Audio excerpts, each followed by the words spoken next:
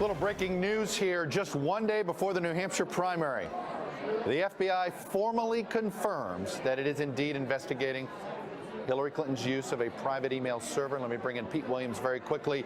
So, Pete, what's the point of this letter? Why did this become a formal confirmation? Why is it out? Because, Chuck, back in August, a federal judge ordered the State Department in one of these FOIA, Freedom of Information Act lawsuits over the emails.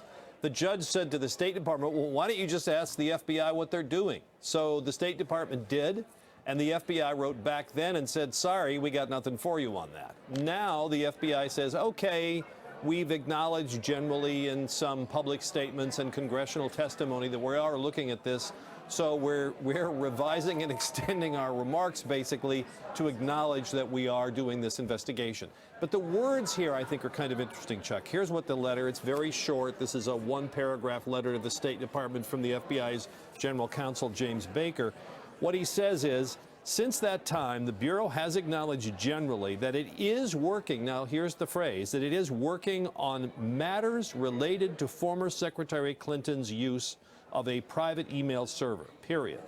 And then it goes on to say, but we can't say anything more than that. We can't say what the focus or the scope or the potential targets is. Sorry, well, that's all we can say. So on the one hand, it's simply an acknowledgement of the worst kept secret in the world. The FBI is looking at this. On the other hand, I suppose there'll be lots of people trying to read a lot into this, and probably without much success, of what it means, the way they describe it, matters related to her use of a private email server. And nothing in there tells you anything about timing, like how long, if they're getting close to finishing or not finishing or any of that. None of that. All right, Pete Williams with the worst kept secret in Washington, but finally confirmed.